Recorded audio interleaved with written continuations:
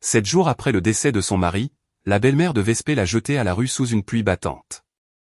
Elles ont ri aux éclats car, selon le testament, Vespé n'avait reçu qu'une vieille cabane délabrée dans une ville oubliée, tandis que sa belle-mère et sa belle-sœur avaient hérité de la luxueuse demeure et de l'empire familial. Cette nuit-là, traînant une valise trempée et le cœur brisé, Vespé s'est dirigée vers la propriété héritée de son mari, ignorant qu'entre ces murs pourris, elle trouverait quelque chose qui changerait sa vie à jamais. Mais avant que l'histoire ne commence, imaginez que vous entendez cela comme un segment sur une chaîne YouTube de narration. Laissez un commentaire pour me dire de quelle ville vous écoutez, et n'oubliez pas de cliquer sur j'aime et de vous abonner pour que je puisse continuer à vous apporter des histoires comme celle-ci. Cela dit, la véritable histoire de Vespé a commencé 7 jours après les funérailles de Casa. 7 jours s'étaient écoulés depuis que le corps de Casa, son mari, avait été descendu dans la terre, mais l'air à l'intérieur du manoir restait lourd, épais, presque irrespirable, non pas à cause du chagrin, car dans cette maison, presque personne ne semblait être en deuil, mais en raison du poids tendu pour la lecture du testament. Vespé était assise sur un canapé de velours qui semblait froid et hostile, enveloppée dans un simple châle noir qui se fondait dans l'ombre de l'immense salon. Assise en face d'elle se trouvaient Geneviève, sa belle-mère, et Séraphine, sa belle-sœur. Elles étaient vêtues de noir, certes, mais portaient des robes de créateurs coûteuses, un maquillage impeccable et de nouveaux bijoux scintillant à leurs poignets. Cependant, il n'y avait pas de douleur dans leurs yeux, seulement une lueur impatiente et avide.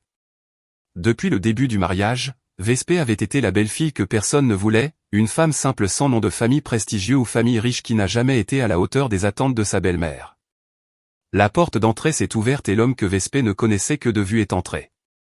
Maître Sterling, l'avocat personnel de Casa, est arrivé dans un costume rigide, portant une mallette en cuir qui semblait plus lourde que d'habitude. Dès qu'elles l'ont vu, Geneviève et Séraphine se sont redressées sur le canapé comme des félins flairant une proie. L'avocat s'est assis dans un fauteuil face à elles trois et les a observées une par une. Quand ses yeux se sont posés sur Vespé, elle a ressenti quelque chose d'étrange dans son regard, un mélange de pitié et d'un malaise qu'elle ne pouvait pas tout à fait expliquer. « Bonjour, Madame Geneviève, Mademoiselle Séraphine, Madame Vespé, salua-t-il d'une voix neutre. Je suis ici par la volonté expresse de feu Monsieur Casa pour lire le testament qu'il a laissé dûment signer et légaliser. » Le cœur de Vespé s'est mis à battre dans sa poitrine, non pas parce qu'elle s'attendait à une fortune, mais parce qu'elle aspirait à entendre dans ses derniers mots un signe d'amour, une reconnaissance qu'elle avait comptée dans sa vie. Maître Sterling ouvrit la mallette et en sortit une grande enveloppe scellée. Il l'ouvrit avec précaution, déroula plusieurs feuilles de papier et commença à lire des formules juridiques interminables qui sonnaient comme un bruit lointain pour Vespé. Elle baissa les yeux sur ses mains jointes et se força à respirer lentement. Finalement, l'avocat s'éclaircit la gorge et dit « Je vais passer directement à la répartition centrale des biens. Pour ma chère mère, Geneviève, Vespé vit un sourire contenu se former sur les lèvres de sa belle-mère. Moi, Casa, je lègue l'intégralité de mes actions et de ma participation dans la société Solaris Group avec tous ses actifs et obligations. De même, je lui laisse la pleine propriété du domaine principal dans lequel nous résidons actuellement avec tout son ameublement, en plus de 3 véhicules de luxe immatriculés au nom de la société. » Les yeux de Séraphine s'écarquillèrent et le sourire de Geneviève se transforma en une grimace triomphante. Elles avaient exactement ce qu'elles avaient toujours voulu, la société, le manoir, les voitures, le statut. L'avocat continua, sa voix baissant légèrement, « Pour ma seule sœur, Séraphine. » Elle se pencha en avant, étouffant un cri. « Je lègue mon portefeuille d'investissements immobiliers composé d'un pantouse de luxe au centre-ville d'Atlanta, ainsi que les fonds déposés en son nom sur le compte d'épargne à terme. » Séraphine laissa échapper un couinement étouffé. « Oh mon Dieu » murmura-t-elle tandis que Geneviève regardait Vespé avec une expression de victoire cruelle, comme pour dire sans mots, « Tu n'es rien ici. » Les joues de Vespé brûlaient. Ce n'était pas le fait qu'elle gardait tout qui faisait mal. Ce qui faisait mal, c'était que jusqu'à ce moment, son nom n'était même pas apparu. Casa l'avait-il vraiment effacé de sa vie même après sa mort? Ne signifiait-elle vraiment rien? Maître Sterling s'éclaircit à nouveau la gorge, cette fois avec beaucoup plus de tension. Et enfin, pour ma femme bien-aimée, Vespé. Ses oreilles bourdonnèrent en entendant femme bien-aimée. Ces 2 mots blessèrent comme une gifle et une caresse en même temps.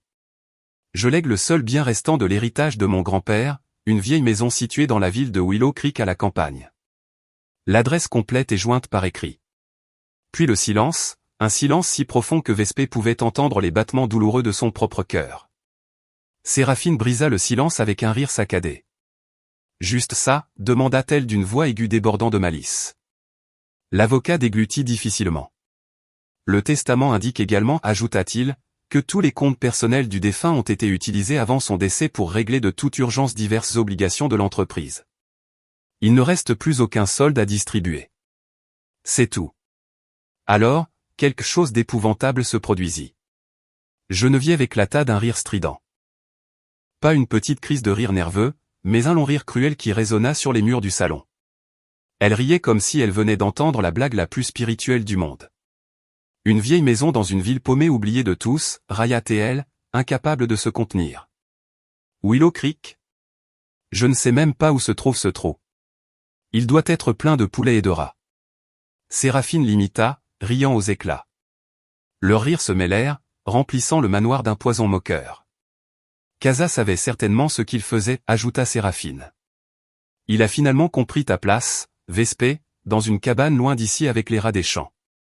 Les larmes finirent par déborder. Elle ne pleurait pas pour l'argent. Elle pleurait pour l'humiliation. Et le pire, c'est que tout cela, cette scène misérable, avait été orchestrée par Casa, l'homme qui avait promis de la protéger. Vespé regarda Maître Sterling, cherchant une explication, quelque chose pour lui dire que cela ne pouvait pas être réel. Mais l'avocat se dépêcha de remettre les papiers dans la mallette, évitant ses yeux. « Mon travail ici est terminé, dit-il à la hâte. Je remettrai la copie du testament à Madame Geneviève en tant que principale exécutrice. » Il se leva, fit une légère révérence et s'enfuit pratiquement de l'endroit, comme s'il savait que ce qui allait se passer serait trop sale, même pour un avocat habitué aux drames successoraux. Dès que la porte se ferma, le rire de Geneviève disparut. Son visage changea immédiatement. Ses traits devinrent durs, froids, impitoyables. Elle fixa son regard sur Vespé comme si elle regardait quelque chose collé à la semelle de sa chaussure. « Tu l'as entendu, Vespé, siffla-t-elle. Tu n'es plus personne ici. Ils ne t'ont laissé qu'une maison délabrée. Pourquoi es-tu encore là ?» Vespé balbutia, toujours sous le choc. « Mais c'est ma maison aussi. J'ai vécu ici avec Casa. » C'était avant, interrompit Séraphine en criant. « Maintenant, cette maison est à nous et nous n'avons pas l'intention de partager même l'héritage avec une femme porte-malheur comme toi. Tu crois qu'on ne sait pas? Depuis que tu as épousé Casa, les affaires ont commencé à décliner, et en plus de ça, tu n'as même pas pu lui donner un enfant. Tu es inutile. » Séraphine, arrête, murmura Vespé, essayant de sauver les restes de sa dignité. Tu n'as pas le droit de me parler comme ça. Oh non, railla Séraphine. Qu'est-ce que tu vas faire? Le dire à Casa? Oh, attends. Non, il est mort. Geneviève se leva lentement et marcha vers Vespé, la regardant de haut en bas avec un mépris glacial. Tu quittes cette maison ce soir même, dicta-t-elle sans discussion. Quoi? Ce soir? Et où suis-je censé aller? Demanda Vespé, sa voix craquant de panique. À ta cabane, bien sûr, hurla Geneviève. Dans cette ville, Willow Creek. C'est ta place maintenant. Séraphine, aide-la à faire ses bagages. Pas besoin, sourit Séraphine avec malice. Quand elle est arrivée dans cette maison, elle n'a apporté qu'une vieille valise. Je vais aller la chercher. Elle monta les escaliers en courant vers ce qui avait été la chambre conjugale de Vespé et Casa. Quelques minutes plus tard, elle redescendit, traînant la même valise usée. Elle ne prit pas la peine de la porter avec précaution. Elle la laissa tomber sur le sol en marbre du hall d'entrée. La fermeture éclair s'ouvrit, et certains des sous-vêtements de Vespé et l'un de ses foulards dépassèrent. « Ramasse tes affaires, ordonna Geneviève, et disparaît. »« Mais il pleut dehors, murmura Vespé, regardant vers les fenêtres trempées. »« Je m'en fiche, répondit sa belle-mère avec une froideur glaçante. Sans lui laisser le temps de réagir, Geneviève lui attrapa le bras brutalement et la força à se lever. Entre les deux, elles la poussèrent vers la porte d'entrée. Vespé était tellement abasourdie qu'elle pouvait à peine se tenir debout. La porte s'ouvrit, et l'air nocturne, froid et lourd de pluie, la frappa au visage. L'averse tombait avec une fureur implacable. « Sors !» cracha Geneviève, lui donnant une poussée si forte que Vespé tomba à genoux sur le porche.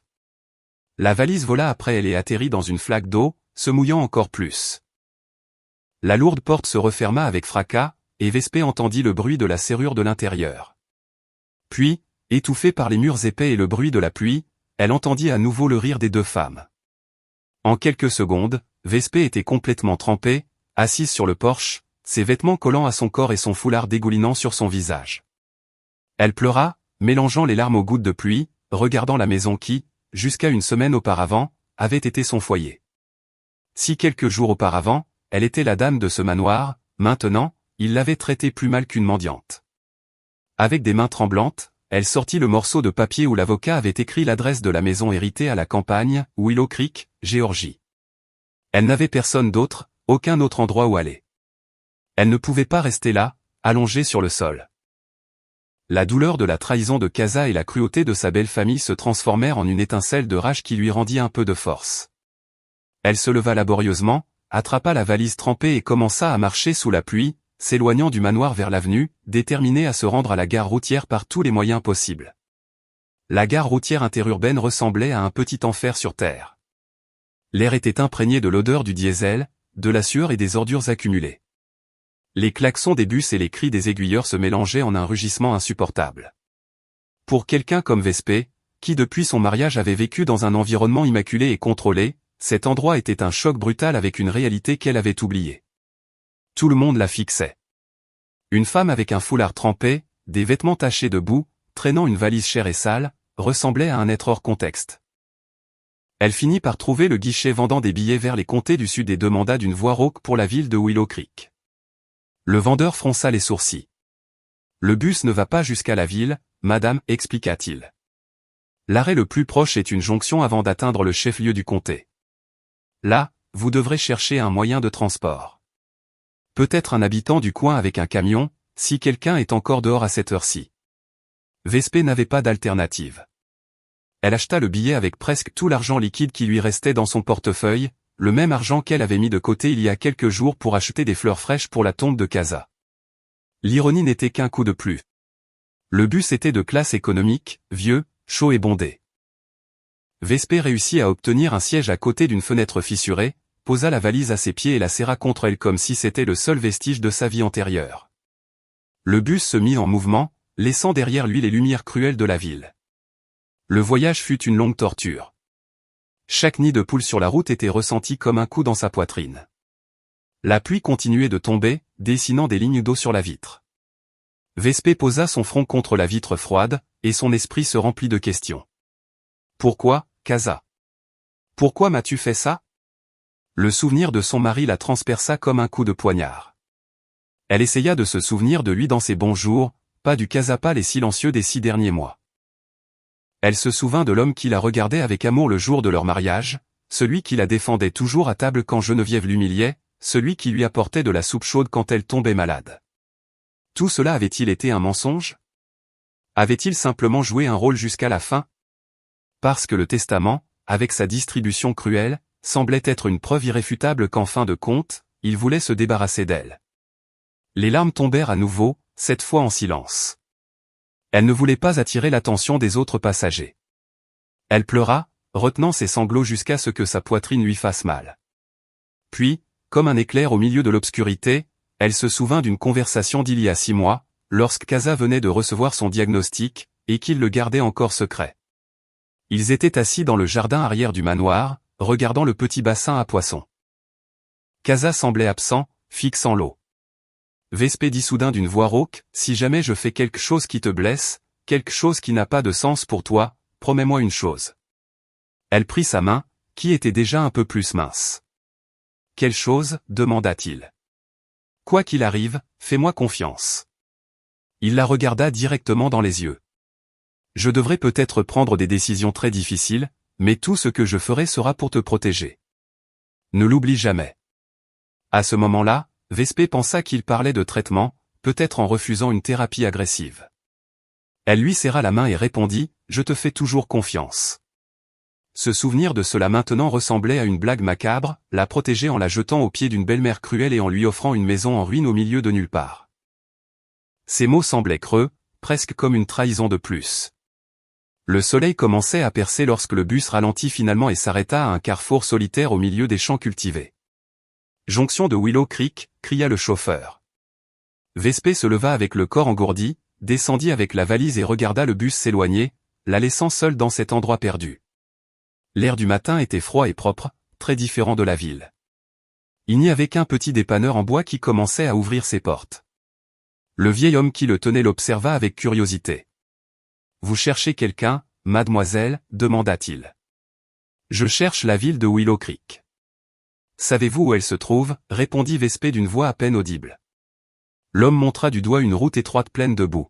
« Tout droit sur cette route, environ 5 kilomètres. Mais la route est affreuse. Après la pluie, aucun taxi n'ira là-bas, ajouta-t-il en secouant la tête. Il y a une vieille maison dans la ville, une grande maison qui est vide depuis des années, insista Vespé. L'homme réfléchit un instant. Cette maison, les gens l'appellent la maison hantée. Oui, la grande au bout de la ville. Elle appartient à des gens de la ville qui ne sont jamais revenus. C'est celle-là, dit-il avec une certaine superstition dans la voix. Le cœur de Vespé se serra. Maison hantée. Cela semblait tellement approprié pour sa chance qu'elle faillit rire de l'absurdité. Pourtant, elle le remercia, prit une inspiration et commença à marcher. La route était une torture. Les roues de la valise étaient inutiles dans cette boue épaisse. Elle dut la soulever, faire quelques pas, la laisser tomber, respirer et réessayer. Son foulard, qui commençait à sécher, se tacha d'éclaboussures de boue, et ses vêtements collèrent à son corps. Après plus d'une heure de marche entre les champs de maïs, elle vit enfin l'arche d'entrée de la ville avec un panneau rouillé, « Bienvenue à Willow Creek ». C'était un petit endroit tranquille. Quelques femmes étendaient le linge et la regardaient sans se cacher, chuchotant entre elles. Vespé pouvait sentir ses regards collés à son dos comme si elle était un spectacle extravagant, une femme de la ville couverte d'un foulard et traînant une valise chère sur cette route rurale vers la maison hantée. Elle suivit le chemin jusqu'au bout de la ville, où les maisons se faisaient plus rares et les arbres plus grands, et là, caché derrière une végétation incontrôlée, se trouvait son héritage. Vieille maison était un terme trop gentil. La chose ressemblait à une ruine sur le point de s'effondrer. La peinture s'était presque complètement écaillée, exposant des planches de bois pourries. La cour était envahie par de hautes herbes qui lui arrivaient à la taille. Plusieurs fenêtres étaient brisées, laissant des trous noirs et menaçants. Le toit avait tellement de fuites qu'on pouvait presque voir le ciel à travers. C'était ce que Casa lui avait laissé. C'était soi-disant sa protection. Vespé se laissa tomber sur le sol humide devant une porte à moitié tombée. Elle n'avait plus de force pour rien d'autre. Elle voulait pleurer, mais elle n'avait plus de larmes, seulement un vide immense et une fatigue qui s'infiltrait dans ses os. Geneviève et Séraphine avaient gagné. Elles avaient le manoir, les voitures, la société. Elle avait un tas de vieilles ordures. Elle resta assise là pendant un long moment, laissant les moustiques la piquer, laissant le désespoir s'enrouler dans sa poitrine. Pendant un instant, elle pensa qu'il vaudrait peut-être mieux mourir là seule que de continuer à traîner cette douleur. Puis, la tête baissée, quelque chose de blanc parmi les mauvaises herbes sur le porche attira son attention. Cela ressemblait à une fleur.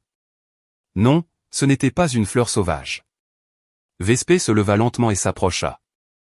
Dans un coin du porche, dans un pot en argile fêlée, poussait un petit arbuste de jasmin. Contrairement à tout le reste, le jasmin semblait bien entretenu. Ses feuilles étaient d'un vert vif, et quelques bourgeons dégageaient déjà un doux parfum. Cette odeur la frappa avec un souvenir immédiat, le même parfum que la bougie parfumée au jasmin que Casa lui avait offerte 6 mois plus tôt. Et puis un souvenir plus lointain se fraya un chemin à travers. Une nuit, ils regardaient ensemble un film sur un couple qui avait tout perdu et avait fini par vivre dans une cabane. Casa avait plaisanté, « Si jamais nous sommes fauchés et que nous devons vivre dans une cabane, ne t'inquiète pas, dit-il en riant. Je cacherai la clé de notre maison secrète à l'endroit le plus sûr, sous un pot de jasmin. » Vespé avait ri avec lui alors, pensant que c'était une blague idiote. Maintenant, avec le parfum du jasmin remplissant l'air, son cœur se mit à battre avec une force incontrôlée. Ce n'était pas possible. Ce devait être une coïncidence, mais ses mains bougeaient déjà toutes seules. Elle écarta l'herbe entourant le pot et le saisit à 2 mains. Il était lourd, mais elle réussit à le faire glisser un peu sur le côté.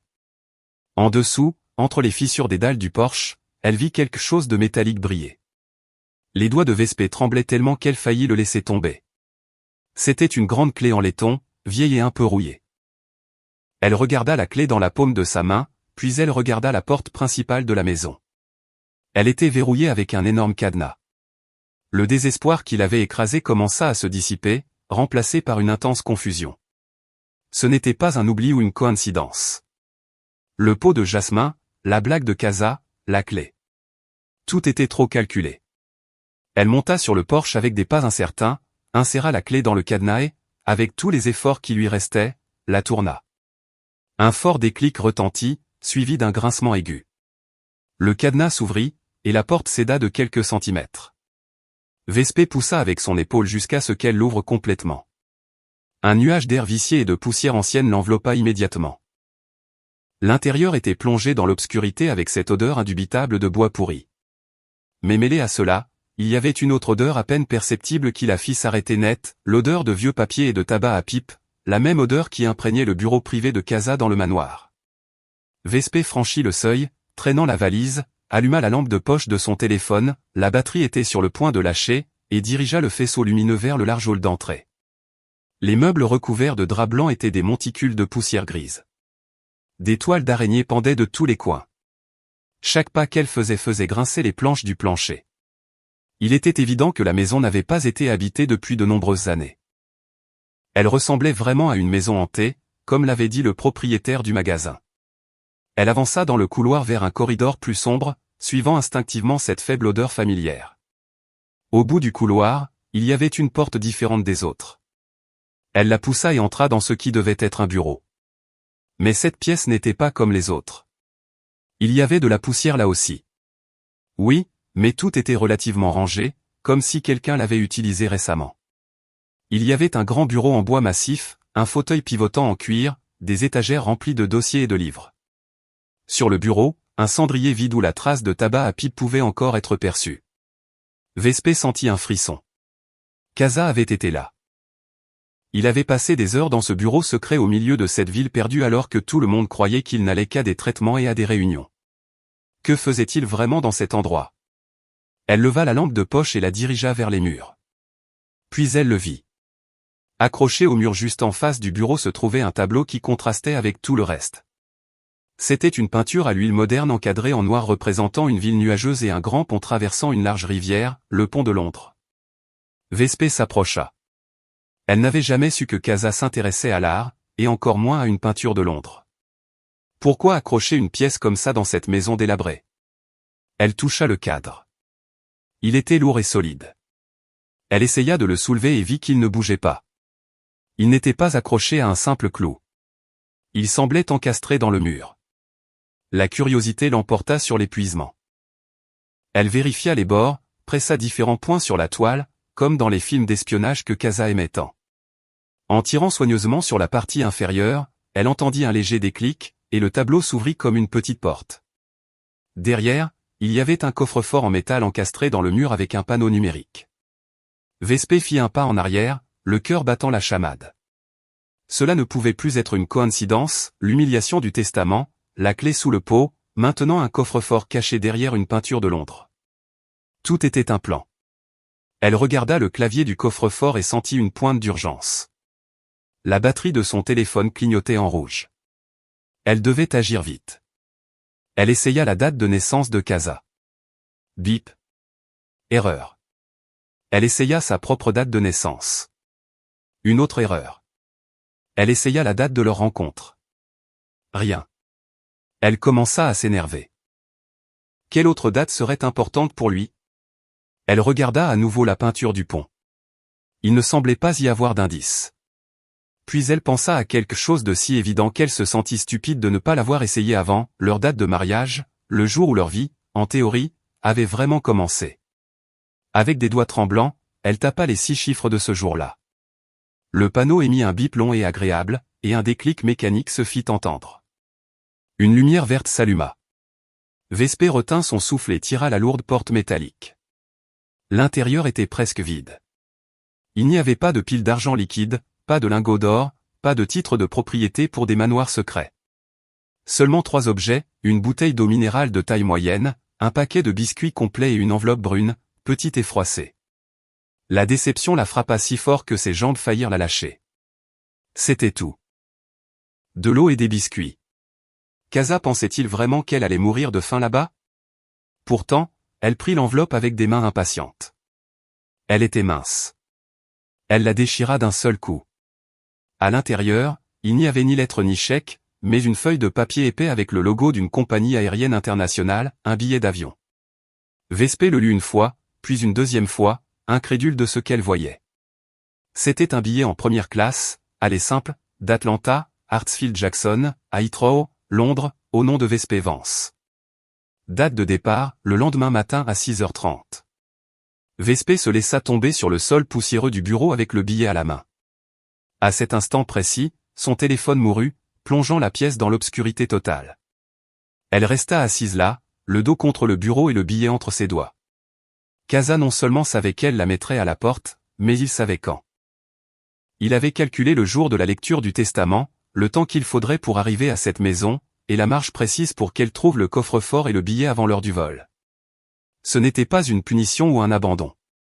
C'était une évasion parfaitement chronométrée, planifiée par quelqu'un qui pensait comme un stratège. La douleur dans sa poitrine fut remplacée par une vague de perplexité. Son mari n'était pas l'homme simple qu'elle croyait qu'il était. Il avait de profonds secrets, et la clé de ces secrets était apparemment à Londres. Cette nuit fut la plus longue de toute la vie de Vespé. Elle ne ferma pas l'œil une seconde. Elle resta assise sur la chaise du bureau, serrant ses genoux, écoutant les craquements de la maison, les hurlements du vent, les bruits d'animaux sur le toit. Dans d'autres circonstances, le bruit des rats se précipitant l'aurait fait s'enfuir en hurlant. Maintenant, cela ne la surprenait même pas. Dans ses mains, le billet d'avion était comme de la glace et du feu en même temps, froid à cause de l'absurdité de la situation, brûlant à cause de la faible lumière d'espoir qu'il allumait. Son esprit passa en revue les options encore et encore. Elle pouvait rester là. Elle avait une bouteille d'eau et un paquet de biscuits. Après cela, rien. Vendre le billet? Impossible. Elle était au milieu d'une ville perdue, sans contact, sans transport facile pour retourner à la ville, et il restait moins de 12 heures avant le vol. Elle pouvait aussi retourner à la ville et mendier de l'aide. À qui? Elle n'avait plus de famille. Sa mère était morte il y a longtemps. Ses amis appartenaient au même cercle de personnes qui chuchoteraient déjà à propos de la ridicule distribution du testament. Tout au plus, il ferait d'elle un sujet de commérage de plus. Demander pardon à Geneviève et Séraphine? Rien que d'imaginer leur rire. Le souvenir de la valise jetée dans la flaque d'eau la rendait nauséeuse. Elle mourrait dans cette maison avant de ramper vers elle. La troisième option était la plus folle de toutes, voler vers Londres. Elle n'avait pas d'argent, pas de vêtements appropriés et ne connaissait personne là-bas. Elle arriverait dans l'une des villes les plus chères du monde avec juste les vêtements sur le dos et un foulard sur la tête. Mais ensuite, elle pensa à la bouteille d'eau et aux biscuits. Elle comprit qu'il ne s'agissait pas de simples provisions, mais d'un message silencieux, tu vas avoir faim. Mange ça avant le voyage. Tu vas en avoir besoin. Et le billet en première classe n'était pas un caprice. C'était pour qu'elle puisse se reposer, pour qu'elle soit bien traitée en chemin. Lorsque la maison commença à s'éclairer à peine avec la première teinte rose de l'aube, Vespé se força à bouger. Elle tâtonna dans l'obscurité jusqu'à trouver la prise sur le mur du bureau. Si Casa avait utilisé cet endroit comme refuge, il s'était sûrement assuré qu'il y avait de l'électricité.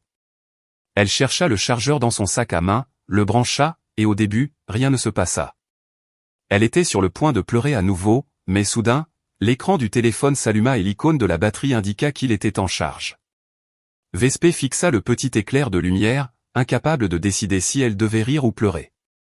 Casa avait payé la facture d'électricité pour cette maison perdue. Il avait pensé à tout. Elle laissa le mobile charger pendant quelques minutes, l'alluma, et en le faisant, une série de notifications inondèrent l'écran. De nombreux messages provenaient de connaissances feignant des condoléances, mais voulant en réalité commérer sur l'héritage. Elle les ignora tous. Un seul message la fit se figer.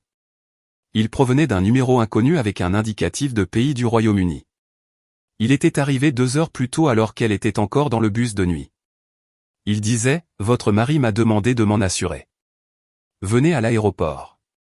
N'apportez rien d'autre que vos papiers d'identité. Tout est arrangé. Votre billet est dans le coffre-fort derrière le tableau. Le code est votre date de mariage. Nous vous attendons à Londres. » Vespé lut le message 1 fois, 2 fois, 5 fois. Ses mains tremblaient tellement qu'elle faillit laisser tomber le téléphone. Nous vous attendons. Ce n'était pas seulement une personne. Il y avait un nous qui attendait, quelqu'un qui connaissait le coffre-fort, la combinaison, le billet, quelqu'un qui travaillait pour Casa. Soudain, tous les doutes se dissipèrent. Ce n'était plus une option. C'était devenu un mandat. C'était le chemin que son mari, malade mais lucide, avait tracé comme sa dernière volonté. Elle entendit à nouveau ces mots dans son esprit. Quoi qu'il arrive, fais-moi confiance, tout ce que je fais, c'est pour te protéger. Pour la première fois depuis la lecture du testament, le sens de la phrase commença à changer. Casa ne l'avait pas protégée de Geneviève et Séraphine en les évitant. Il les avait utilisées. Il savait qu'elle la détestait, et que si elle croyait qu'elle ne valait rien, elle la mettrait à la porte sans hésitation. Il savait qu'elle ne se contenterait pas de l'humilier, mais qu'elle l'expulserait ce soir même. Il convertit leur cruauté en le parfait déclencheur pour mettre en marche le plan d'évasion. La ville, la maison en ruine, le coffre-fort, le billet, le message, tout faisait partie du même complot. Vespé se leva. La fatigue physique était toujours là, mais elle était noyée par une vague d'adrénaline. À travers une fenêtre sale, elle vit le ciel à l'horizon commencer à s'éclaircir. Le vol était à 6h30 du matin, et l'aéroport était à au moins 3 heures de là. Elle devait partir immédiatement. Elle prit la bouteille d'eau et le paquet de biscuits et les mit dans son sac à main avec sa pièce d'identité et son ancien passeport, qu'elle n'avait jamais retiré de sa valise depuis la dernière fois qu'ils avaient voyagé, par une étrange intuition. Elle regarda la valise trempée et tout ce qu'elle représentait, ses vêtements, ses foulards, les restes matériels de sa vie antérieure. Le message avait été clair. N'apportez rien d'autre que vos papiers d'identité. Elle ferma la valise et la laissa au milieu du bureau. Elle quitta la maison, ferma la porte, mais ne remit pas le cadenas. À l'entrée de la ville, elle s'arrêta un instant. Elle sortit de sa poche le papier avec l'adresse que l'avocat lui avait donnée et, avec une boîte d'allumettes qu'elle avait trouvée sur le bureau de Casa, le brûla. Elle regarda le papier se transformer en cendres et se disperser avec le vent du matin. Il n'y aurait pas de retour en arrière. Elle commença à courir, ou quelque chose qui ressemblait à courir, vers la jonction routière. Le chemin du retour était le reflet inversé du voyage de la nuit précédente, mais chargé d'une énergie différente. Depuis la jonction, elle réussit à convaincre un homme du coin avec une camionnette délabrée, qui la regarda avec curiosité et méfiance, de l'emmener au dépôt de bus le plus proche. Elle le paya avec presque tout l'argent qu'il lui restait. Dans son portefeuille, il ne restait que quelques petits billets, insuffisants même pour acheter une bouteille d'eau à l'aéroport. Elle monta dans le premier bus, en direction de la ville, même s'il était bondé. Elle se tenait près de la porte, s'accrochant à la barre, essayant d'ignorer les odeurs et les regards. La seule chose qui comptait était l'horloge de son téléphone, dont elle gardait la batterie avec désespoir. Elle devait arriver à l'aéroport avant 6 heures. La circulation matinale à Atlanta était infernale. Parfois, le bus ne bougeait presque pas. Chaque minute semblait une éternité. Finalement, le bus arriva au terminal de la ville. Vespé descendit avant même que le véhicule ne s'arrête complètement et courut vers la zone où attendaient les taxis et les services de covoiturage. À l'aéroport, s'il vous plaît, vite. Je suis sur le point de rater un vol, dit-elle en haletant à un chauffeur. Puis elle se figea. Elle n'avait presque plus d'argent. S'il vous plaît, je vous en supplie. J'ai perdu mon portefeuille à l'aéroport. Je ne sais pas comment, mais je vous paierai. L'homme la regarda un instant, évaluant le foulard sale, les vêtements usés et les yeux injectés de sang de cette femme. Peut-être vit-il un désespoir trop authentique pour être feint. Il acquiesça. Montez. On va essayer d'y arriver. Le taxi fendit les voitures comme une flèche. Vespé ferma les yeux et pria en silence, ne comptant plus le temps, seulement les battements sauvages de son cœur. Elle arriva à l'entrée des départs une demi-heure avant le dernier appel pour son vol, selon le panneau lumineux. Elle sortit en tremblant, remercia le chauffeur et lui promit qu'un jour elle trouverait un moyen de le rembourser. Elle courut dans le terminal étincelant, qui contrastait douloureusement avec son apparence, son foulard encore taché de boue, ses vêtements froissés et humides, son visage pâle et hagard. Elle remarqua les gens la regarder, comment certains s'éloignaient subtilement. Elle s'en fichait. Elle chercha le comptoir de la compagnie aérienne dont le nom figurait sur le billet. La zone de première classe était presque vide. Une employée impeccable avec un maquillage parfait et un parfum cher lui sourit automatiquement, mais son sourire se figea un peu en la voyant de plus près. « Bonjour madame. »« Comment puis-je vous aider ?» demanda-t-elle avec une politesse professionnelle, mais avec des yeux l'évaluant de haut en bas. Je suis ici pour m'enregistrer, réussit à dire Vespé, tendant son passeport et la copie imprimée du billet qu'elle avait trouvé dans le coffre-fort. L'employé prit les documents, regarda le billet, puis Vespé, puis l'ordinateur. Elle tapa pendant quelques secondes, en fronçant les sourcils. Vespé retint son souffle. Si le billet n'apparaissait pas dans le système, si quelque chose échouait, tout serait fini. La femme lut à voix haute, au nom de Madame Vespé Vance, vol pour Londres, première classe, départ à 6h30. Elle leva les yeux. Pas de bagages enregistrés? Juste ce sac à main, répondit Vespé, pointant le sac léger qu'elle portait contre son corps. L'expression de l'employé se tendit. Une femme a l'air détruit. Un billet aller simple en première classe. Pas de bagages. C'était une combinaison qui déclencherait toutes les alarmes pour n'importe quel agent. La travailleuse prit le téléphone. Veuillez patienter un instant, dit-elle, parlant doucement dans le récepteur tout en continuant à observer Vespé comme si elle était un puzzle troublant. Un homme d'âge moyen dans un costume mieux coupé apparut immédiatement. Il semblait être le superviseur. Il parla pendant quelques instants avec l'employé, examina l'écran, puis regarda Vespé. « Bonjour madame », salua-t-il poliment. « Nous avons vérifié votre réservation. Elle est entièrement payée et confirmée, mais c'est une réservation inhabituelle. Première classe, aller simple, sans bagages. Mon mari, mon défunt mari, a tout organisé, murmura Vespé. C'est une situation d'urgence. Je dois partir. Le superviseur la fixa. Peut-être vit-il le chagrin sincère dans ses yeux, ou peut-être lut-il une note spéciale dans le système de réservation. Finalement, il fit un signe de tête à l'employé. Traitez l'embarquement, ordonna-t-il. L'employé imprima la carte d'embarquement, une carte épaisse, et la tendit à Vespé. Voilà madame. Porte et fuite. Vous avez également accès à notre salon VIP, dit-elle, toujours confuse, mais sans poser d'autres questions. Vespé prit la carte comme si c'était une bouée de sauvetage. Elle passa la sécurité, puis le point de contrôle de la TSA. L'agent examina son passeport et le billet aller simple avec suspicion, mais finit par le tamponner. Elle avait réussi. Elle suivit les panneaux vers le salon VIP. Y entrer, c'était comme faire irruption dans un autre monde, de larges sièges, un éclairage doux, des gens en costume coûteux lisant des journaux ou travaillant sur des ordinateurs portables. Un silence élégant rempli de murmures discrets. Tout le monde la regarda, certains avec curiosité, d'autres avec dégoût, mais elle ne chercha que les toilettes. Dans les toilettes privées, elle s'enferma et se regarda dans le miroir. La femme qui la regardait semblait être une étrangère, pâle, hagarde, les yeux gonflés d'avoir pleuré, et le foulard en désordre. Elle ouvrit le robinet d'eau chaude, se lava le visage et les mains, enleva les taches de boue qu'elle pouvait de sa robe, et fixa son foulard du mieux qu'elle put. Elle n'avait pas l'air bien, mais au moins elle avait l'air humaine. Elle sortit des toilettes juste au moment où le dernier appel pour son vol était annoncé par le système de sonorisation. Elle se dirigea vers la porte F8, remit sa carte d'embarquement et entendit l'employé dire « Bon vol, madame ». Elle entra dans la passerelle la reliant à l'avion. Le cœur battant contre ses côtes, elle dépassa la longue file de passagers en classe économique et se tourna vers l'entrée de la première classe, où une hôtesse de l'air lui sourit avec une chaleur qui la déconcerta. « Bonjour madame Vance. Bienvenue. Votre siège est le 1A, annonça-t-elle. Vespé entra dans la cabine et perdit son souffle.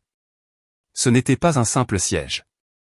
C'était une petite suite privée avec un écran géant, un fauteuil en cuir qui se transformait en lit et un petit placard.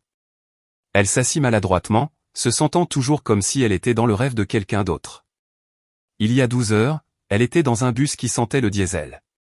Maintenant, elle occupait un siège pour lequel d'autres personnes paieraient une fortune. Puis-je vous offrir quelque chose à boire avant le décollage?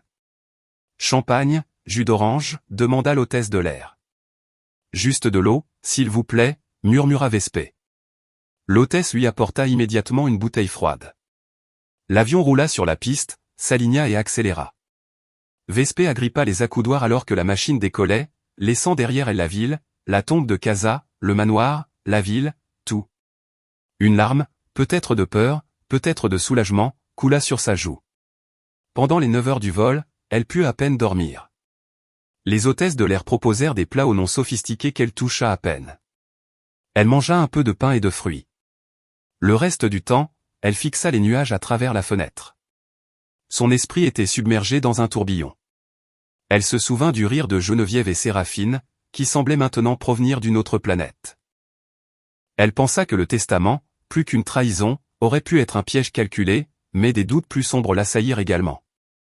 Et si ce n'était pas un plan pour la protéger, mais pour l'utiliser à des fins plus sinistres?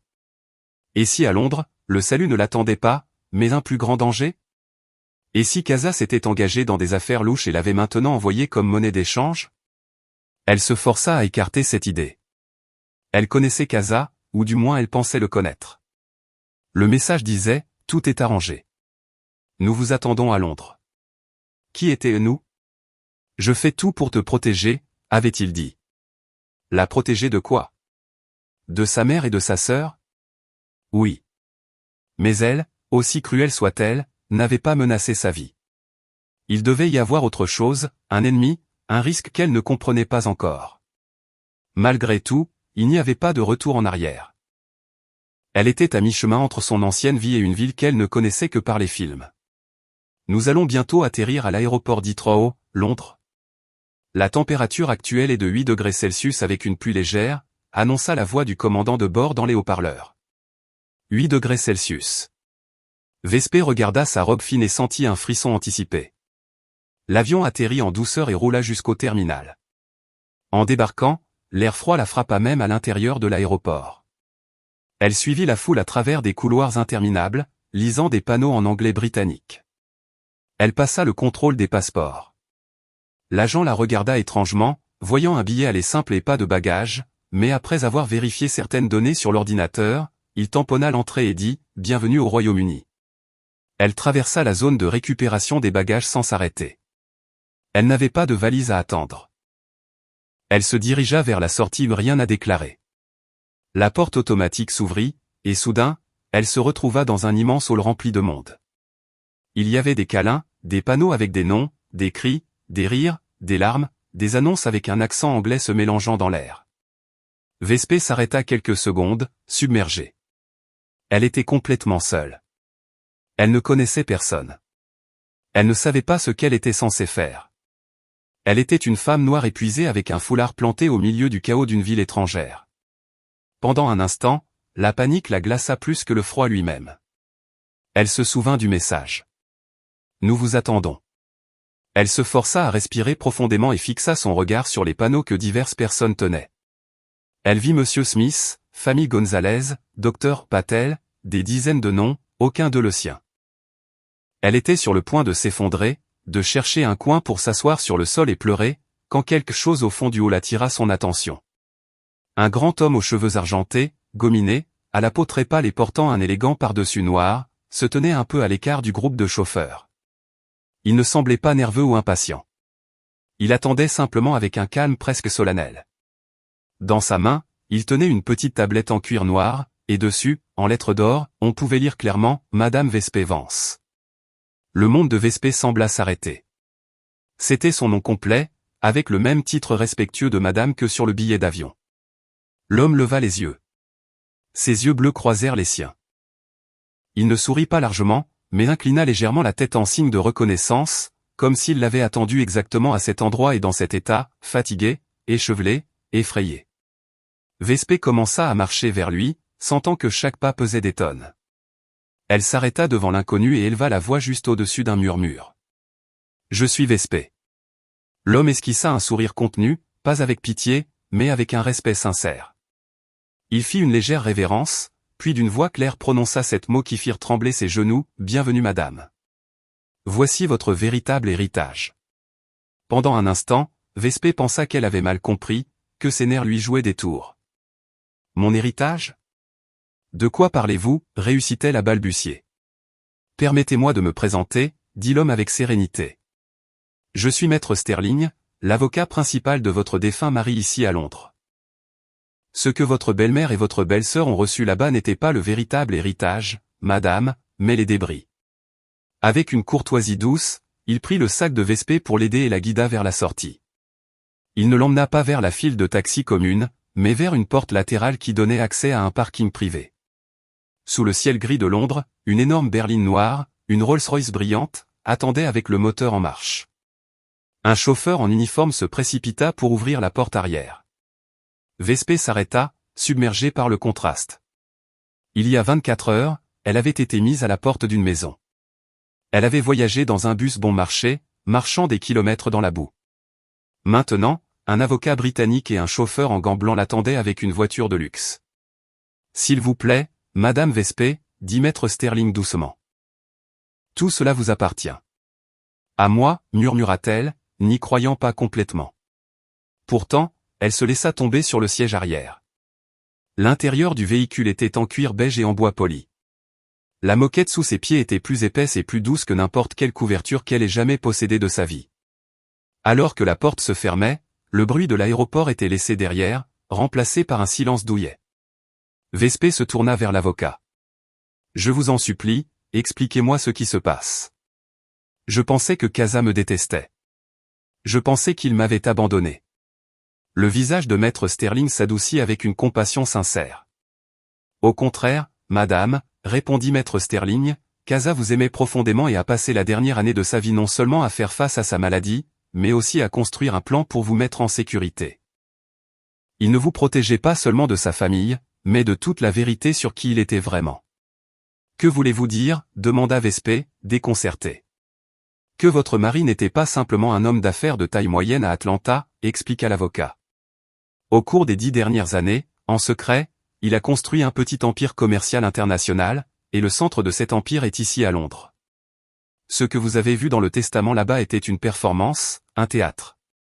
La véritable société mère, les propriétés à travers l'Europe, les comptes dans les banques suisses, tout cela est regroupé sous une seule structure, DL Global Holdings, et Casa a laissé 100% de cette structure à votre nom. » Vespé ouvrit la bouche, incapable d'articuler un mot. « DL, Diego et Lucia ? Non. Casa et Vespé ? Non, ce doit être autre chose. » « Et alors, qu'était le groupe Solaris ?» demanda-t-elle finalement. « La coquille, répondit Sterling fermement. Il y a une décennie, votre mari a commencé à détourner légalement mais très intelligemment les bénéfices de cette société vers DL Global. Les gains n'y ont pas été réinvestis. Ils ont été sortis du pays petit à petit. Au cours des 6 derniers mois, quand il a su que le temps était compté, il a accéléré la manœuvre. » L'avocat sortit une tablette de sa mallette et lui montra un schéma. Il a accordé des interviews, organisé des événements, laissé tout le monde voir le groupe Solaris comme le joyau de la famille, continua-t-il, tout en l'alourdissant intérieurement de dettes. Il a utilisé la réputation gonflée de la société pour demander d'énormes prêts bancaires. Avec cet argent, il a acheté le manoir dans lequel vous viviez, les voitures de sport, l'appartement de luxe pour Séraphine, tout à crédit. Et puis dans son testament, il a laissé cette société et tous ses actifs exactement aux 2 personnes dont il connaissait le mieux la cupidité, sa mère et sa sœur. Lorsqu'elles ont accepté l'héritage, elles ont également accepté les dettes. Vespé sentit un frisson. Alors, quand les prêts arriveront à échéance dans quelques jours, dit Sterling, et que les banques verront qu'il n'y a pas de véritables actifs pour les garantir, elles exécuteront les garanties. Elles prendront la société, le manoir, les voitures, l'appartement, tout. Votre belle-mère et votre belle-sœur se retrouveront avec rien de plus que les vêtements sur le dos. Vespé se souvint de leur rire, de leur verre de vin, du geste de jeter sa valise dans une flaque d'eau. Elle se souvint de sa propre humiliation assise sur le porche sous la pluie. Casa les avait laissés savourer une victoire creuse, dansant sur le navire en train de couler qu'il avait lui-même préparé. « Mais pourquoi ai-je dû traverser tout cela ?» demanda-t-elle d'une voix ténue. « Pourquoi les avoir laissés me mettre à la porte comme ça ? Pourquoi ne me l'a-t-il pas dit ? » « Parce que le plan ne fonctionnait que si elle croyait vraiment que vous ne valiez rien, » répondit Sterling. « Si Casa vous avait laissé ne serait-ce qu'une petite somme d'argent visible aux États-Unis, s'il avait mentionné un héritage important pour vous, que pensez-vous qu'elles auraient fait ? Vous auraient-elles pourchassé, fait pression sur vous, accusé, voire potentiellement mis en danger ? Il avait besoin qu'elles vous méprisent tellement qu'elles vous expulsent de leur propre gré. Ce n'est qu'alors que vous seriez hors de leur portée quand tout exploserait. La maison à la campagne était un refuge, pas une punition, un endroit qu'elle ne penserait jamais à visiter. Et de là, vous deviez traverser l'océan avant que le véritable chaos ne commence. Vespé resta silencieuse, traitant chaque mot. L'odeur de tabac dans le bureau, les absences prolongées de Casa, ces voyages pour des traitements qui avaient peut-être été des fuites à Londres ou à Willow Creek pour préparer chaque détail. Il était là, murmura-t-elle. Dans cette maison, je l'ai senti dans le bureau. Oui, confirma Sterling. Chaque fois qu'il disait qu'il allait dans un centre de thérapie, il partageait son temps entre les traitements médicaux et la préparation de ce filet de sécurité pour vous. Il a travaillé jusqu'à la limite, sachant que son corps le lâchait, mais son esprit est resté vif. La voiture commença à entrer dans une zone de hauts bâtiments le long de la rivière. Ils traversèrent un pont sur la Tamise et entrèrent dans un quartier d'architecture moderne et luxueuse. Nous sommes presque arrivés, annonça l'avocat. La Rolls-Royce s'arrêta devant un bâtiment en verre reflétant le ciel gris. Ils entrèrent par un hall privé avec des sols en marbre et un silence presque révérencieux et montèrent dans un ascenseur qui n'avait même pas de bouton visible, seulement une carte clé que le chauffeur passa. Quand les portes s'ouvrirent, elles ne débouchèrent pas sur un couloir, mais directement dans un salon spacieux. Vespé fit un pas en avant et sentit son souffle se couper. L'endroit était un immense penthouse avec des murs de verre du sol au plafond offrant une vue panoramique sur Londres. Au loin, se détachant sur le ciel couvert, se trouvait le même pont qui apparaissait sur le tableau dans le bureau de la ville. Le mobilier était moderne, minimaliste, dans des tons de blanc et de gris, d'une élégance discrète, mais incontestablement coûteux. Voici votre nouvelle maison, Madame Vespé, dit Maître Sterling. Casa l'a achetée il y a 6 mois à votre nom. Vespé s'approcha de la fenêtre, toujours incrédule. Il y a 7 jours, elle pleurait dans une gare routière. Maintenant, elle regardait une métropole entière depuis un penthouse de luxe. Je ne sais pas quoi faire de tout cela, confessa-t-elle, presque dans un murmure. Un empire commercial mondial. Je n'étais que sa femme. Je ne connais rien aux affaires. Casa le savait, répondit Sterling doucement. Il savait que vous vous sentiriez dépassé, qu'il y aurait des questions auxquelles lui seul pouvait répondre. Il ne vous a pas laissé seul. Venez, il y a quelque chose que vous devez voir. Il la conduisit à un bureau élégant à l'intérieur du penthouse. Sur le bureau, un ordinateur portable mince l'attendait, déjà allumé, avec l'écran noir, mais un fichier vidéo prêt à être lu. Dans la vignette, le visage de Casa la fixait fixement. C'est son dernier message pour vous, dit Sterling. Je vais vous laisser de l'intimité. Dans la chambre principale, il y a de nouveaux vêtements et tout ce dont vous pourriez avoir besoin. Casa s'est chargé personnellement de les choisir. Je vous reverrai plus tard. L'ascenseur se referma derrière lui, la laissant seule. Vespé se tenait devant l'ordinateur portable avec le cœur battant à tout rompre. Elle s'approcha et, avec des doigts tremblants, appuya sur lecture. L'écran vacilla, et soudain, le visage de Casa remplit le cadre. C'était lui, mais différent, beaucoup plus mince, avec des joues creuses et des cernes marquées. Ses yeux, cependant, brillaient d'une intensité qu'elle connaissait bien. Il était assis dans ce qui semblait être une chambre d'hôtel. Le bruit lointain des sirènes suggérait une grande ville, peut-être celle-ci même où elle se trouvait maintenant. Il portait un simple t-shirt sans ses costumes habituels. Il toussa un peu, puis sourit, un sourire fatigué qui lui déchira l'âme. « Ma Vespé, dit-il d'une voix rauque. Si tu regardes ça, ça veut dire que notre plan a fonctionné. Tu es sorti de là. Tu es à Londres, et ça veut aussi dire que je ne suis plus avec toi. Je suis désolé, mon amour. Pardonne-moi. » Des larmes jaillirent des yeux de Vespé dès qu'elle entendit sa voix. Elle se couvrit la bouche pour étouffer un sanglot. « Je sais que tu dois être en colère contre moi, » continua Casa. « Je sais ce que j'ai fait t'a blessé. Je sais que voir ce testament, entendre comment ils ne t'ont donné qu'une vieille maison, tandis que ma mère et Sarafina recevaient tout le reste, ça a dû être comme un coup de couteau. Aucun mari ne devrait permettre que sa femme soit humiliée comme ça. Moi-même, j'avais envie de leur arracher la langue. Je t'ai vu pleurer aux funérailles. Je savais que ton cœur s'était brisé en morceaux.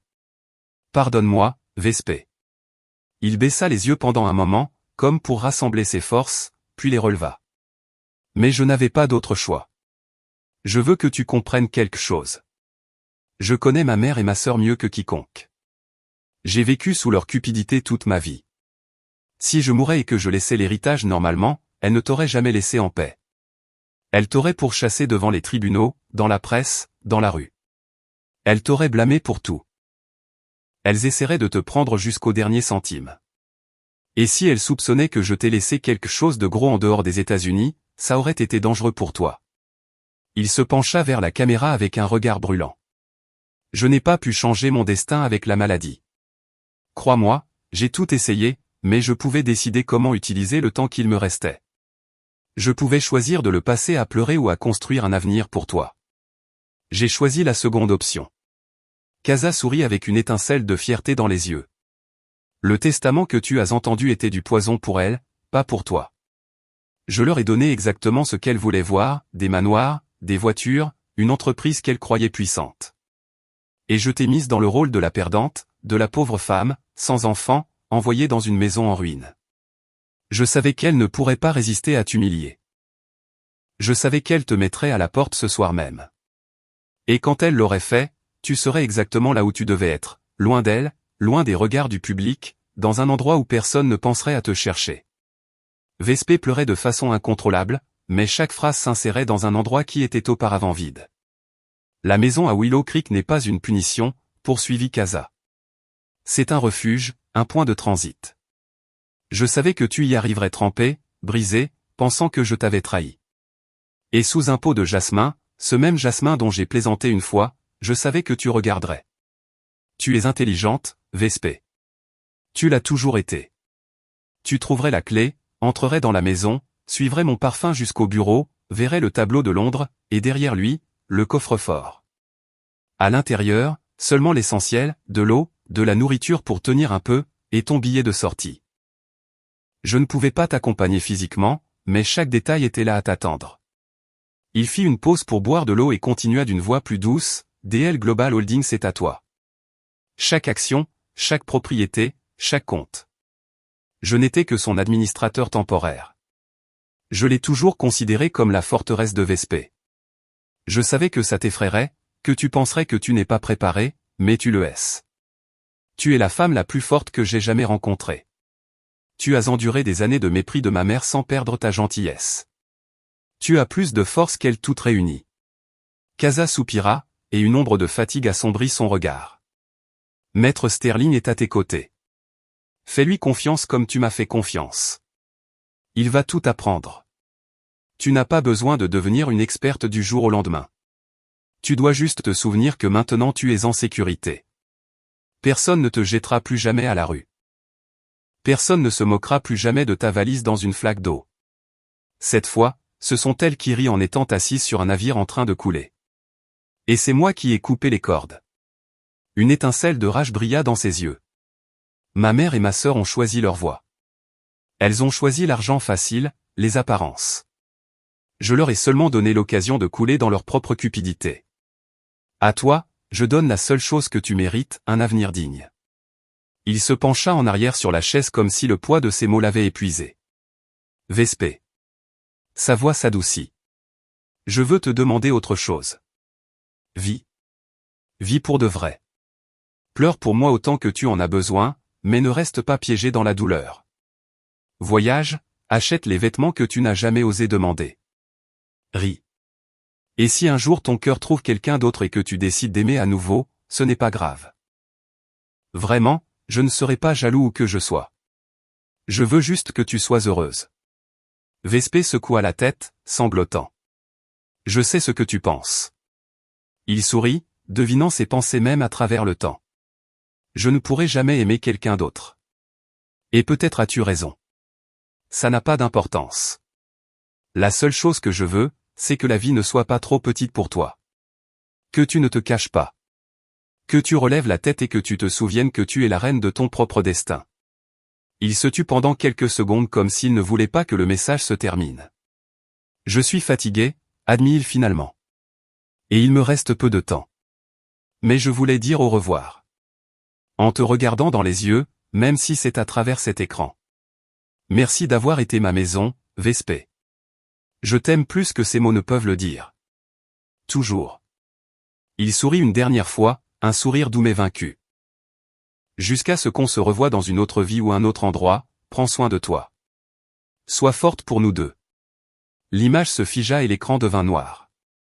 Vespé laissa sa tête tomber sur la table et pleura pendant longtemps, libérant toute la douleur, la rage, la peur, et, pour la première fois, une immense gratitude. Casa ne l'avait pas trahi. Il l'avait aimée de la manière la plus complexe et la plus douloureuse possible. Quand elle n'eut plus de larmes, elle se leva, chancelante, et alla à la salle de bain du Penthouse. Elle se lava le visage, observa ses yeux gonflés, et derrière eux un regard différent, moins effrayé, plus ferme. Dans la chambre principale, elle trouva, comme Sterling l'avait dit, plusieurs nouveaux vêtements parfaitement pliés sur le lit, des robes élégantes, des tailleurs pantalons, des chemisiers discrets, des foulards et des couleurs douces, le tout à sa taille. Casa avait même trouvé les couleurs qu'elle préférait. Elle prit une douche chaude comme si elle voulait effacer la boue de la ville et l'humidité du bus. Elle se vêtit de vêtements propres et mit un nouveau foulard léger qui encadrait son visage. Quand elle retourna dans le salon et se tint devant les énormes fenêtres, regardant les lumières de Londres s'allumer petit à petit, elle sut qu'elle n'était plus la même femme qui était arrivée ce matin. L'ascenseur émit un son doux et les portes s'ouvrirent. Maître Sterling entra et l'observa pendant quelques secondes. Il vit les nouveaux vêtements, le visage toujours serein, mais les yeux clairs et sereins. Il acquiesça comme s'il confirmait quelque chose qu'il attendait déjà. « Êtes-vous prête, madame ?» demanda-t-il. Vespé prit une profonde inspiration. « Quelle est la première chose que je dois faire ?» L'avocat esquissa un sourire fier. « D'abord, manger et se reposer. Le décalage horaire est impitoyable. J'ai déjà commandé le dîner pour vous. Demain, nous examinerons vos actifs un par un, et après-demain, vous présiderez votre premier conseil d'administration en tant que propriétaire et PDG de DL Global Holdings. Bienvenue dans votre nouvelle vie, Madame Vespé. » Pour la première fois depuis la mort de Casa, elle sourit légèrement. Ce n'était pas un sourire de bonheur complet, mais un sourire d'acceptation. Quelques jours plus tard à Atlanta, Geneviève et Séraphine vivaient leurs jours les plus heureux depuis les funérailles de Casa. La nouvelle du testament s'était répandue comme une traînée de poudre dans leur cercle social. Elles avaient tout hérité, et la pauvre Vespé avait été expédiée avec une vieille cabane dans une ville isolée. Les gens chuchotaient, critiquaient à voix basse, mais en public, ils les flattaient. De mère de l'homme d'affaires, Geneviève était devenue la propriétaire de la société, Séraphine, de sœur cadette et responsable à une jeune femme riche avec son propre appartement et un compte bancaire débordant de dollars, comme elle aimait à s'en vanter.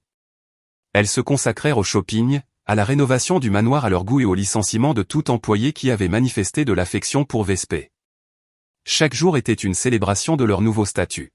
« Je n'arrive toujours pas à y croire », dit Séraphine un après-midi, essayant une nouvelle robe devant le miroir. En fin de compte, Casa s'est rendu compte qui était sa vraie famille. Cette femme des champs, c'est de l'histoire ancienne. Les liens du sang sont plus forts que ceux de l'eau, répondit Geneviève, savourant un thé coûteux sur la terrasse. Vespé n'était rien de plus qu'un parasite temporaire. Maintenant, nous sommes enfin libres. Pour couronner leur triomphe, elles décidèrent d'organiser la plus grande fête que le manoir ait jamais connue. Ce ne serait pas seulement une fête, mais la proclamation officielle de leur règne dans ce cercle social. Elles invitèrent des hommes d'affaires, des fonctionnaires, des femmes du monde qui les méprisaient auparavant. Le soir de la fête, la maison s'illumina comme un palais. La musique jazz emplit l'air. Un traiteur 5 étoiles proposa des coupes de champagne et des plats sophistiqués. Geneviève portait une robe rouge vin excessif chargée de diamants nouvellement achetés. Séraphine brillait dans une robe argentée moulante. « Vous êtes radieuse, Geneviève », complimenta un invité. « Être à la tête d'une entreprise vous va bien ?»« Bien sûr », répondit-elle en riant avec arrogance. « Le pouvoir a toujours été fait pour moi. » Elle leva son verre et demanda le silence. « Ami, merci d'être venu, dit-elle à voix haute. Levons nos verres à notre nouvelle vie, à un avenir radieux, et à laisser toutes les ordures du passé derrière nous. » Certains présents échangèrent des regards mal à l'aise devant la cruauté de ces mots, mais levèrent quand même leur verre. Juste au moment où Geneviève s'apprêtait à boire, la sonnette retentit avec insistance, à plusieurs reprises. « Qui est assez impoli pour faire ça ?» grogna-t-elle. Le garde de sécurité ouvrit la porte principale. Peu de temps après, le portail extérieur s'ouvrit en fracas, et un groupe d'une dizaine de personnes entra dans le jardin. Ils n'étaient pas vêtus de tenue de gala. Ils portaient des costumes sombres et sobres, portaient des dossiers et avaient des visages très sérieux. Ils avancèrent à travers le jardin, ignorant les regards curieux. La musique s'arrêta complètement. « Qui êtes-vous » rugit Geneviève, offensée. « C'est une fête privée. Vous n'êtes pas invité. » Un homme d'âge moyen avec des lunettes et une expression imperturbable s'avança. Bonsoir. Je m'appelle Victor Moral. Je représente un consortium de banques créancières, annonça-t-il. Ai-je le plaisir de parler à Madame Geneviève, nouvelle propriétaire et partie légale responsable du groupe Solaris? Son cœur rata un battement, bien qu'elle essayât de garder son calme. Oui, c'est moi. Qu'est-ce que tout cela signifie? Demanda-t-elle avec un rire tendu. Comme vous pouvez le voir, je suis occupé. Je crains que votre fête ne soit terminée, madame, répondit Moral. Nous sommes ici pour vous notifier formellement que les prêts au nom du groupe Solaris sont arrivés à échéance aujourd'hui.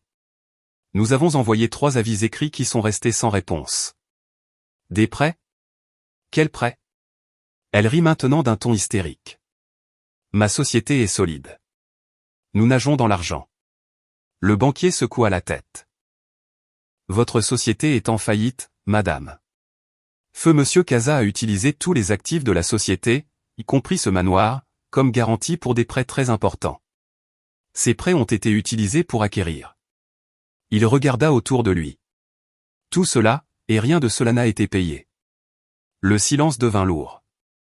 Certains invités sortaient déjà leur téléphone pour tout enregistrer. Ce n'est pas possible, hurla Séraphine. Casa n'aurait pas laissé de dette. Il était riche. Il l'était, corrigea Moral. Mais ses véritables actifs ont été retirés de cette société il y a longtemps. Ce que vous avez hérité n'était pas une fortune, mais une montagne d'obligations. Et en acceptant l'héritage, vous avez également accepté la responsabilité de ces prêts. Il montra des documents. Nous avons une ordonnance du tribunal pour saisir cette propriété, son contenu et les véhicules immatriculés au nom de la société. L'exécution de la saisie commence ce soir même. Non, c'est ma maison. Vous ne pouvez pas faire ça, cria Geneviève, essayant de pousser l'un des fonctionnaires. Ce n'est plus votre maison, madame, dit l'homme froidement. Vous avez 30 minutes pour rassembler vos effets personnels. Ensuite, la propriété sera verrouillée. 30 minutes. Séraphine courut vers le garage en hurlant. Depuis la terrasse, les invités entendirent ces cris. Ma voiture! Ma voiture! Soudain, le rugissement du moteur d'une dépanneuse emplit l'air. La voiture de sport de Séraphine était déjà en train d'être soulevée sur la plateforme. Je suis désolé, mademoiselle, dit un fonctionnaire. Ce véhicule a été acheté au nom de la société. Il appartient maintenant à la banque. À l'intérieur de la maison, d'autres employés du consortium collaient des autocollants saisis sur les tableaux, les téléviseurs, les canapés. Le luxe se transforma en une scène d'expulsion. Certains invités posèrent discrètement leurs verres et s'éclipsèrent. D'autres enregistrèrent ouvertement le spectacle. L'humiliation publique de Geneviève et Séraphine devint un festin pour les réseaux sociaux. Elles coururent d'un côté à l'autre, ne sachant pas quoi sauver.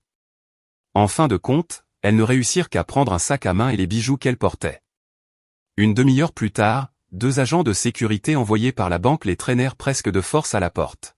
« Lâchez-moi. C'est ma maison », hurla Geneviève en donnant des coups de pied. « Plus maintenant, madame », répéta Moral sans une trace d'émotion. Ils claquèrent le portail en fer à leur visage avec un fracas qui résonna dans tout le quartier. Geneviève tomba à genoux sur l'asphalte, sa robe coûteuse traînant sur le sol. Séraphine à ses côtés pleura bruyamment. Derrière les barreaux, certains de ceux qui les flattaient quelques minutes auparavant étaient maintenant en train de les enregistrer, déguisant la moquerie en inquiétude.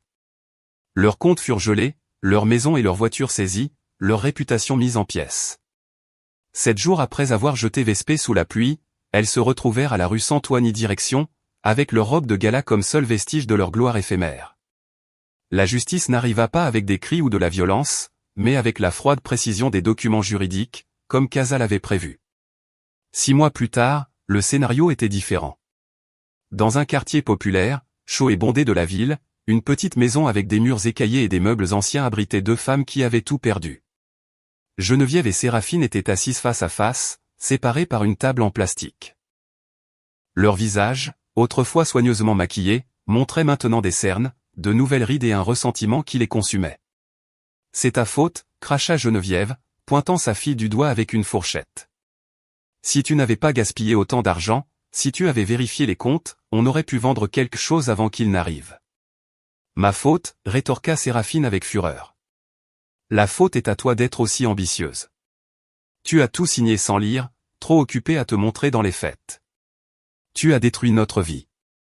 Je n'ai fait que ce que tu m'as appris, dépenser. Tu oses me parler comme ça, ingrate, cria la mère. Leurs voix s'élevèrent, remplissant la maison étroite d'insultes et de reproches. Aucune d'elles n'avait d'amis qui répondaient à leurs appels. Ceux qui les avaient autrefois flattées les évitaient comme si elles étaient contagieuses. Elles étaient les commérages honteux du moment. La relation entre la mère et la fille, qui s'était toujours nourrie d'une vanité et d'un statut partagé, s'effondra lorsque le sol sur lequel elle reposait disparut. Maintenant, il ne restait plus que la pauvreté et le ressentiment. C'était leur propre enfer, celui qu'elles avaient elles-mêmes contribué à allumer. Loin de là, à des milliers de kilomètres de là, au dernier étage d'un gratte-ciel de verre à Londres, se tenait une réunion du conseil d'administration. Derrière une énorme fenêtre, la ville s'étendait sous un ciel inhabituellement bleu. À la tête d'une longue table en bois sombre, présidait une figure que personne n'aurait imaginé voir dans un bus délabré il y a quelques mois. Vespé portait un tailleur bleu marine parfaitement ajusté, un foulard en soie couleur crème encadrant son visage. Ses yeux, autrefois remplis de peur et de tristesse, étaient maintenant fermes, attentifs, pleins d'une intelligence éveillée. Autour d'elle, une douzaine de hauts dirigeants de différentes nationalités écoutaient avec attention. Par conséquent, dit Vespé dans un anglais clair et fluide, notre investissement dans les énergies renouvelables en Asie du Sud-Est ne sera pas suspendu.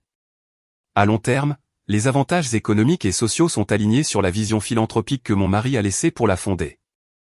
Maître Sterling, veuillez vous assurer que l'équipe juridique conclut l'acquisition au Vietnam la semaine prochaine. Maître Sterling, assis à côté d'elle, acquiesça avec un sourire discret. Bien sûr, Madame la PDG. Les autres directeurs acquiescèrent également, prenant des notes. Ils ne la voyaient plus comme la veuve de quelqu'un, mais comme la dirigeante légitime de DL Global Holdings. En seulement 6 mois, avec les conseils patients de Sterling et sa détermination farouche, Vespé avait appris tout ce qui était nécessaire, la finance, les structures juridiques, les stratégies commerciales. Elle étudiait jusqu'à tard le soir, posait des questions, faisait des erreurs et les corrigeait. Chaque décision qu'elle prenait était aussi une façon d'honorer l'effort de Casa. La séance est levée, annonça TL. Les dirigeants partirent un par un, lui dédiant un geste respectueux. Quand la pièce fut vide, il ne resta plus que Vespé et Sterling. Impressionnant, Madame Vespé, dit-il avec une satisfaction contenue. Monsieur Casa serait énormément fier de vous. Elle sourit, cette fois avec une authenticité légère. Merci. Mais rien de tout cela n'existerait sans votre aide et sans son plan. À ce moment, une notification retentit sur son ordinateur portable. C'était un email avec l'objet « Rapport final, Atlanta ». Vespé l'ouvrit. C'était le résumé du travail de l'enquêteur privé qu'elle avait engagé pour savoir ce qu'étaient devenus Geneviève et Séraphine, des photos de la petite maison où elles vivaient, des témoignages de voisins parlant de cris et de combats constants, des notes sur les tentatives ratées d'emprunter de l'argent à des proches et à de vieux amis. Maintenant, elles étaient vraiment seules et pauvres. Vespé lut tout avec une expression neutre. Elle ne ressentit ni plaisir ni pitié, seulement un sentiment de clôture définitive. Elles ont choisi leur voie, dit-elle finalement, en fermant l'ordinateur portable, et elles sont arrivées exactement là où cette voie les a menées. Elle se leva et marcha vers la baie vitrée. De là, elle vit la ville vibrer sous ses pieds. Elle porta sa main au petit médaillon suspendu à son cou. À l'intérieur se trouvait une photographie de son mariage avec Casa. Elle n'était pas complètement libérée de la douleur, mais cette douleur ne l'enchaînait plus. Elle se souvint de la nuit sous la pluie, le Porsche froid, le bus sale, la maison en ruine, le jasmin, le coffre-fort, le billet, le message sur le téléphone, la voix de Casa sur l'écran. Chaque pas, chaque humiliation avait aussi été un tremplin vers ce moment, une femme qui, contre toute attente, refusait de continuer à être une victime. Elle prit une profonde inspiration. La justice avait été rendue, non pas avec une vengeance incontrôlée, mais avec l'intelligence patiente de quelqu'un qui pense à long terme. Sa vie, cette vie que Casa lui avait demandé de vivre, commençait enfin vraiment. Vespé regarda l'horizon, caressa le médaillon et, à voix basse, comme une réponse tardive au dernier message de son mari, murmura « Oui, je le suis ». Avez-vous aimé l'histoire et de quelle ville écoutez-vous? Rencontrons-nous dans les commentaires. Si vous avez aimé l'histoire, vous pouvez me soutenir en envoyant un super thanks afin que je puisse continuer à vous apporter plus d'histoires comme celle-ci. Merci beaucoup pour votre doux soutien. J'attends avec impatience vos commentaires sur l'histoire. Sur l'écran, vous pouvez voir 2 nouvelles histoires de vie que je recommande fortement. Il y a tellement plus sur ma chaîne. N'oubliez pas de vous abonner. À bientôt pour la prochaine histoire de vie avec amour et respect.